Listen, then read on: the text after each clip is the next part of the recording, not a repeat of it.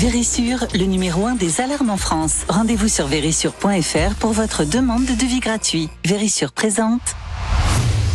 Sud Radio, parlons vrai chez Bourdin, 9h-10h, Jean-Jacques Bourdin. Il est 9h34. 9h34, nous sommes jeudi. Le jeudi, c'est pas compliqué. Nous avons 2 parlementaires avec nous, 2 sénateurs ou 2 députés. Aujourd'hui, 2 députés. Violette Spilbou, qui est députée du Nord, porte-parole du groupe Renaissance. Bonjour. Bonjour, Jean-Jacques. Merci d'être avec nous. Et Philippe Brun, qui est député socialiste de l'Eure. Bonjour. Bonjour. Merci d'être là tous les deux. Je vois votre sourire. J'ai beaucoup de questions à vous poser. Le débat va être riche, je le sais. Alors, j'avais comme invité tout à l'heure le ministre de la Santé, Frédéric Valletoux. Et Frédéric Valletoux a parlé de plusieurs sujets, évidemment. Et notamment, il a remis au goût du jour la garde pour les médecins qui serait imposée lorsqu'il y a des difficultés dans certains territoires pour trouver des médecins, pour avoir accès aux soins qui seraient imposés le week-end ou la nuit. Même chose pour les dentistes, même chose pour les kinés et même chose pour les sages-femmes. Alors, c'est une bonne chose, Violette Spilbou ? Ben oui, il faut penser aux Français, à ceux qui, quand il y a une urgence, quand il y a quelque chose de grave sur leur territoire, ne trouvent pas un médecin quand il y a des urgences qui sont engorgées. Donc oui, une garde, c'est à tour de rôle, c'est pas tout le temps, c'est faire une nuit, une soirée pour pouvoir accueillir des gens qui sont dans la détresse. Moi, je le vois, dans des territoires ruraux, on peut avoir vraiment un manque de médecins, mais aussi dans des grandes villes. À Lille, il y a plusieurs spécialités sur lesquelles on ne trouve pas de rendez-vous avant plusieurs mois. Et donc, voilà, c'est une contrainte supplémentaire. Il y aura peut-être des négociations avec les médecins. Oui. Mais là, on est vraiment dans un moment où on développe un panel de solutions pour offrir plus de soins aux personnes alors qu'il n'y a pas plus de médecins et qu'on doit encore attendre avant d'avoir plus de médecins. Les gardes qui ont été supprimées en 2002. Philippe Brun, vous êtes d'accord avec Violette Spilbou ? Écoutez, moi je suis l'élu du premier désert médical de France métropolitaine, le département de l'Eure, dans lequel on a encore perdu 50 médecins durant les 5 dernières années, on en perd 10 cette année. Et moi, je dois vous dire, on l'a vécu, le moment où on a arrêté les gardes, ça a été catastrophique. Qu'est-ce qui s'est passé ? Il y a eu un engorgement des urgences, et nous on a des petits hôpitaux de proximité, et aujourd'hui les gens se font pas soigner. Alors quel est le résultat ? On a une surmortalité pour le cancer de plus de 12% par rapport à la moyenne nationale. L'espérance de vie des gens, elle recule faute de dépistage, faute de traitement. Donc oui, il faut qu'on trouve des solutions pour les week-ends. Alors après, il faut que les médecins, ils trouvent aussi leur compte. Alors il faut qu'on réfléchisse à la rémunération. On peut augmenter la consultation à 30 €. On voit aujourd'hui qu'un médecin est moins payé qu'une consultation d'un naturopathe ou d'un magnétiseur. Même un marabout, il vous prend plus cher qu'un médecin. Donc moi, je pense que on peut augmenter la consultation du médecin et davantage d'obligations, notamment d'obligations d'installation. C'est un débat qu'on peut avoir. Bien, alors, l'obligation d'installation, oui, c'est un débat, mais on l'aura une autre fois, parce que j'ai beaucoup de sujets. Mais pour rester dans le domaine de la santé, c'est vrai qu'il y a un peu une financiarisation de la santé, avec, par exemple, les fonds d'investissement qui entrent maintenant au capital de nombreux cabinets médicaux. C'est un vrai problème. Et il va falloir mettre un frein à cela, me semble-t-il. Je ne sais pas ce que vous en pensez, Violette Spilbou. Le ministre, ailleurs, dit qu'il va ouvrir, qu'il va restreindre, qu'ils vont contrôler. Est-ce qu'il faut aller jusqu'à interdire l'entrée de ces fonds d'investissement dans les cabinets médicaux ? Absolument. Moi, je suis en train d'écrire une proposition de loi, tout simplement pour abroger ce statut qui permet l'entrée d'environ 25, de réserver 25% du capital finalement à ces fonds spéculatifs. Oui. Et on en voit aujourd'hui les ravages dans la radiologie, dans la biologie médicale. Il y a eu beaucoup de reportages qui ont été faits sur ce sujet. La financiarisation de la médecine.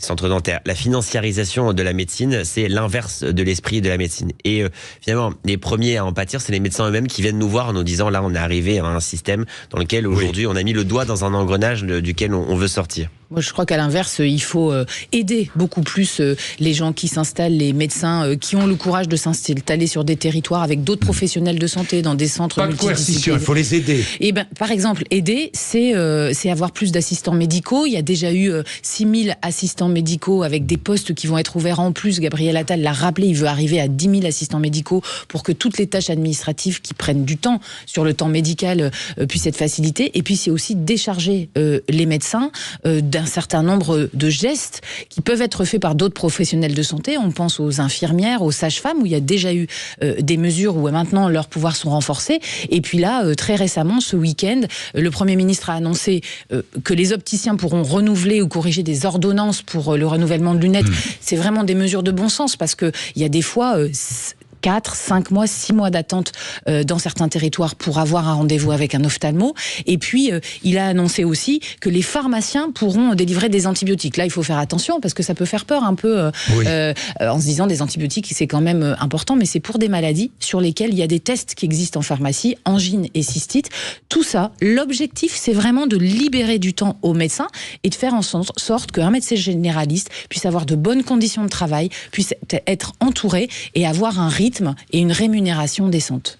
Oui, vous vouliez dire quelque chose, Philippe Brun? Non, rien. Bon, alors, sur les fameuses 5 € là, de la taxe, j'ai horreur de ce mot taxe lapin, hein. Je vous le dis tout de suite, j'enlève le mot lapin, parce que ça c'est revient sur les bateaux. Mais ouais, non, mais pénalité, les lapins, on peut dire une pénalité. Lapins. Non, mais taxe lapin, pourquoi? Taxe 5 € pour c'est même pas une taxe en vrai. C'est même pas une taxe parce que ça revient pas dans les caisses de l'État. L'idée c'est que en fait c'est un dédommagement du médecin qui lui libère du temps, organise son planning pour accueillir le maximum de patients dans des conditions très difficiles, et en fait c'est une pénalité pour celui qui ne respecte pas les règles et qui ne respecte pas les autres. Eh bien pour le médecin, c'est-à-dire les 5 € seront déclenchés, on l'espère, sur les plateformes type Doctolib ou autres, même si c'est encore un peu compliqué techniquement. On va y arriver. Mais c'est surtout que ça revienne dans la caisse du médecin, et c'est surtout, c'est un peu comme dans les hôtels et les restaurants, vous mettez votre empreinte en carte bleue pour fixer votre réservation. C'est une question d'éducation des Français. Vous êtes d'accord, Philippe Brun? Oui, moi, dans les faits, oui, chez moi, ce qui se passe, c'est que les salles d'attente, elles sont pleines. Donc, quand quelqu'un vient pas, on est plutôt content parce qu'on passe plus vite, puisqu'au lieu d'attendre 25 minutes, on va attendre 20 minutes. Bon, alors à la taxe 25 minutes, vous êtes gentil. Hein. Bon, et alors attention quand même aux effets. Vous savez, dans un certain nombre de collectivités, on a mis en place des taxes lapins sur les retards de présentation en crèche pour venir chercher les enfants le soir, ou les garderies. Qu'est-ce qu'on constate? On a une augmentation des retards, parce que les gens se disent, en fait, je peux être en retard puisque je paye. Donc, alors que sinon on se dit, attendez, j'arrive en retard, donc je vais embêter la personne qui vient regarder. Que beaucoup de patients vont se dire, je préfère être sûr d'avoir un rendez-vous. Oui, bien sûr. Il peut y avoir 5 €, c'est pas cher. Pour certains qui ont les moyens, il peut y avoir l'effet de bord et continuer d'avoir plusieurs réservations. J'en sais rien, parce que je constate. Je ne sais pas si c'est un vrai problème en vérité. Peut-être dans les Alpes-Maritimes, enfin si vous voulez, chez nous, on n'a tellement pas de place chez les médecins, si vous voulez, qu'il y a un lapin, ça change rien à la vie du médecin, ça ne change rien non plus. C'est un vrai problème, par exemple, dans des rendez-vous aussi de psychologues, d'ailleurs pas que les médecins, où on sait que le sujet de l'accompagnement des adolescents, des familles, des psychologues sont très très chargés, ont des rendez-vous de 8h du matin à 20h, c'est des rendez-vous d'1 heure, donc forcément quand il y a quelqu'un qui vient pas, et il y a déjà aujourd'hui des pratiques, il y a des médecins qui aujourd'hui mettent sur leur site internet ou sur leur page Doctolib l'annonce que si vous ne venez pas au rendez-vous, la totalité du rendez-vous sera facturée. Chacun essaye de trouver des solutions pour responsabiliser. Je crois que c'est une question d'éducation, de respect aussi de ce travail des médecins et surtout des gens qui ont des vraies urgences. Quand on réserve 4 rendez-vous sur Doctolib en même temps, enfin c'est quand même extrêmement dommageable à tous les autres.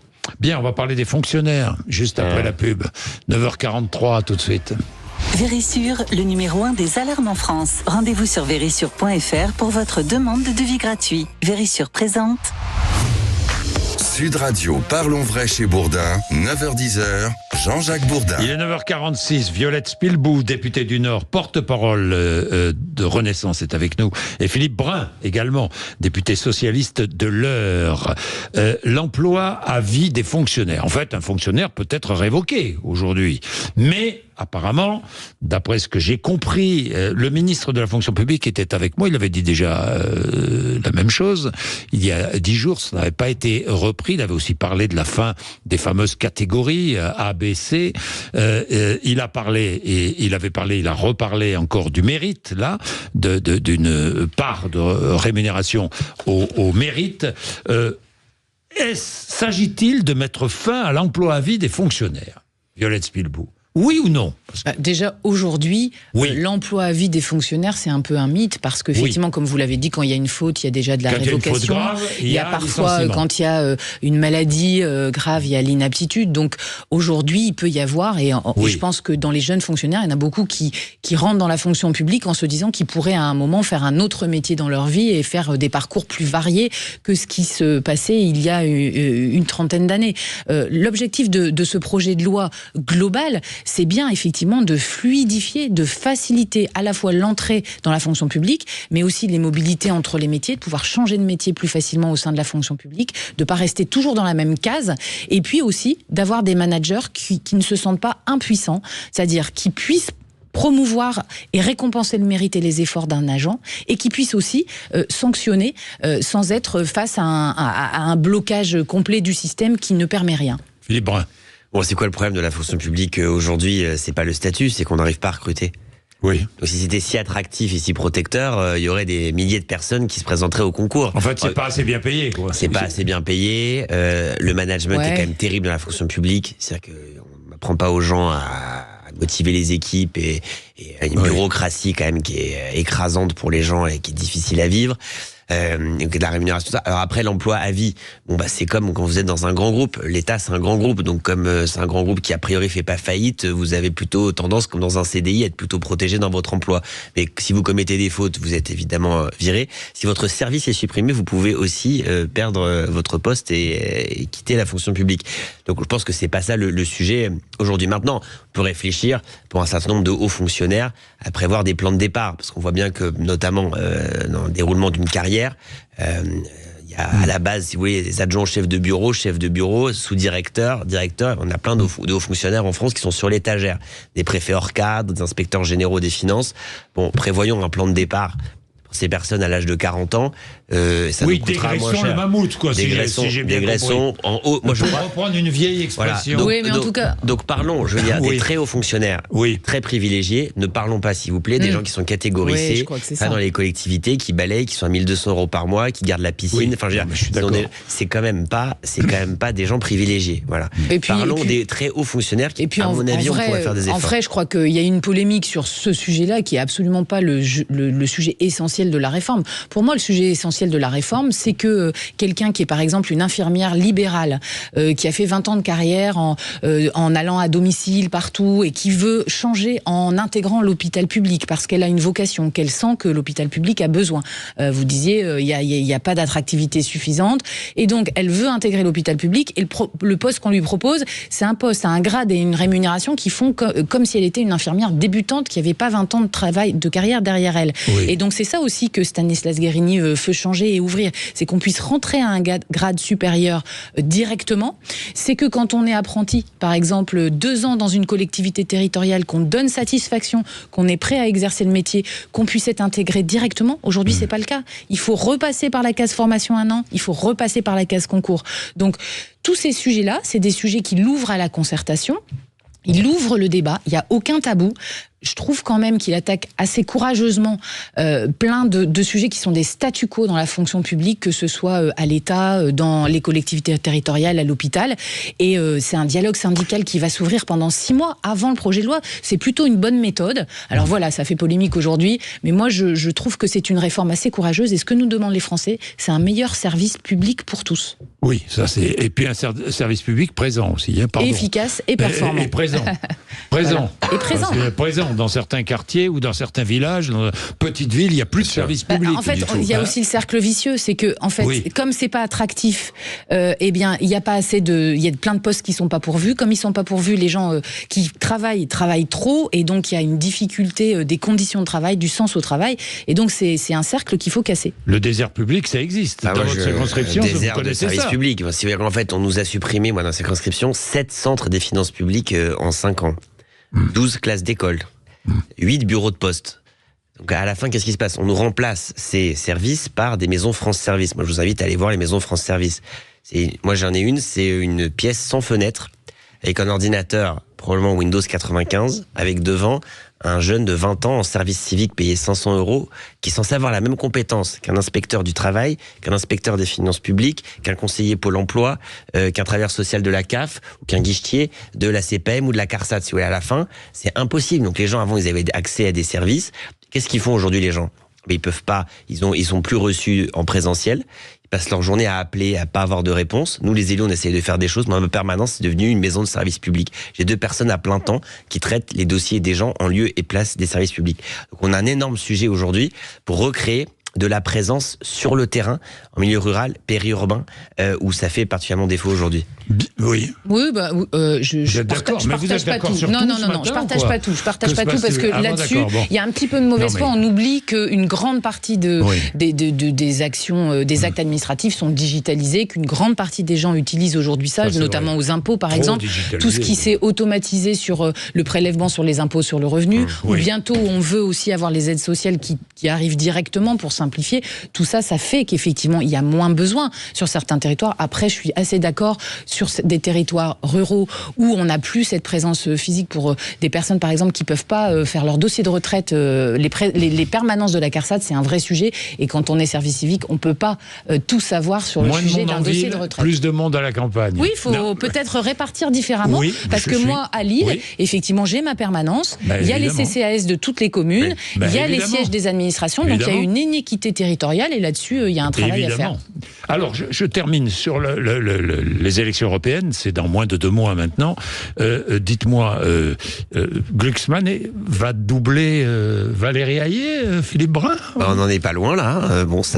On ne sait pas ce qui va se passer. On va bien voir. Pensez que vous pouvez doubler Valérie Hayé? Écoutez, aujourd'hui, ce qu'on se constate, c'est que les gens qui sont attachés à la gauche dans ce pays ont plutôt intérêt à voter pour la liste de Raphaël Glucksmann, car elle est susceptible de passer devant la liste du gouvernement. Cet effondrement des intentions de vote pour le gouvernement doivent quand même les inquiéter. Il y a quand même des questions à se poser.